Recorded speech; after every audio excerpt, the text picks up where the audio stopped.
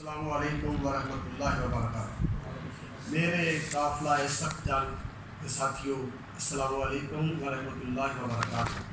کیونکہ مجھے آواز نہیں آئی تھی وعلیکم السلام، کس لیے میں دوبارہ وعلیکم السلام۔ اجلاس لفظ ہے مجلس کی جمع، مجلس کی جمع اجلاس ہے، اور مجلس کا مطلب ہوتا ہے مل بیٹھنا۔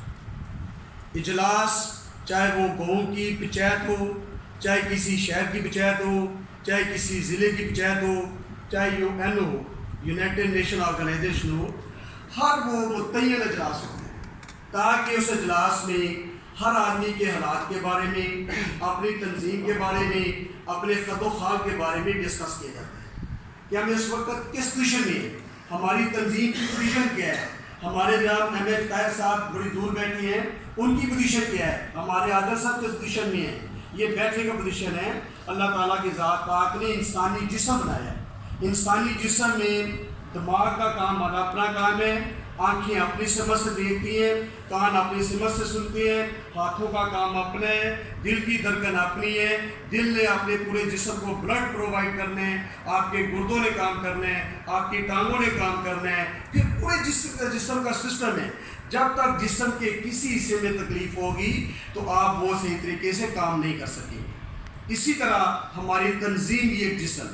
یہ بات میں بڑے وثوق کے ساتھ آپ کو کہتا ہوں کہ جو آپ تنظیم بنانے چلے ہیں، جو آپ تنظیم بنا چکے ہیں، اللہ تعالیٰ کے فضل و کرم سے یہ پاکستان کی مزدور تحریک کی قیادت کرنے والی ہے۔ اب اس میں کوئی شک نہیں رہا۔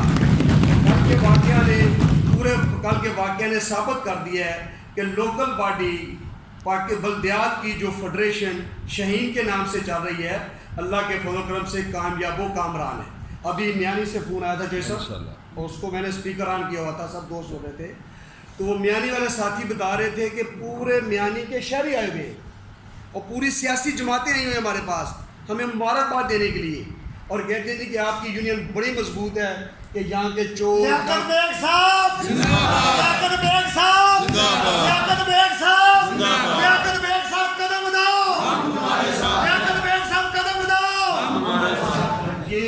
الحمدللہ امپلائیز ملازمی اتحاد کی بیس پہ ہے، لیاقت بیگ نہیں، یہ میرے سارے بھائی ہیں، ہم سب دوست ہیں، ہم سارے بھائی ہیں، ایک جسم کی مانند ہیں۔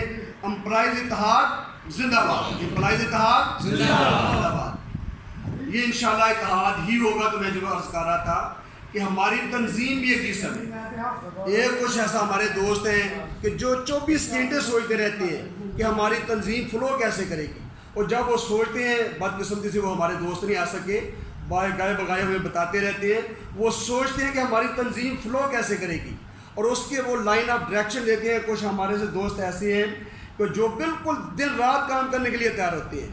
کچھ لوگ ایسے، اگر میں ذکر نہ کروں گا تو وہ بیوقوفی ہوگی، کہ ہم نے ایک لفظ کو ATM کو ہم نے بدنام کی ہے۔ ماشاءاللہ سارے لوگ پڑھے لکھے ہوئے ہیں، ATM لفظ بہت برا ہے۔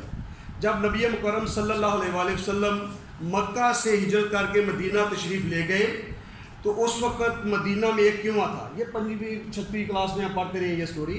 ایک کنواں تھا، اس کے پاس یہودی کے پاس تھا، یہودی لوگوں کو پانی فروختاً دیا کرتا تھا۔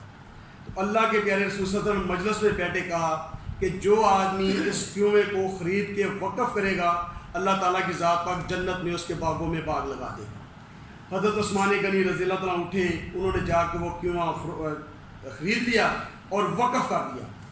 بابا جس کو ہم ATM کہتے ہیں وہ ATM نہیں ہے۔ اللہ تعالیٰ کی ذات پر قرآن پاک میں واضح فرماتے ہیں ينفقون۔ ہم برے کاموں کے لیے، ابھی مجھے ویرک صاحب ایک ویڈیو دکھا رہے تھے، ان کے پاس لاٹ آف سرمایہ تھا اور برے کاموں میں خرچ کر رہا تھا۔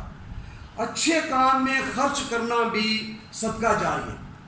ہم غلط کاموں میں تو لاکھوں خرچ کر دیتے ہیں، لیکن یہ پسی ہوئی قوم، بالکل اسحاق صاحب نے صحیح کہا ہے، کسی نون لیگ نے، کسی PTI نے، کسی کاف لیگ نے، کسی جماعت اسلامی نے، کسی دوسری جماعت نے جا کے FIR نہیں کٹوائی۔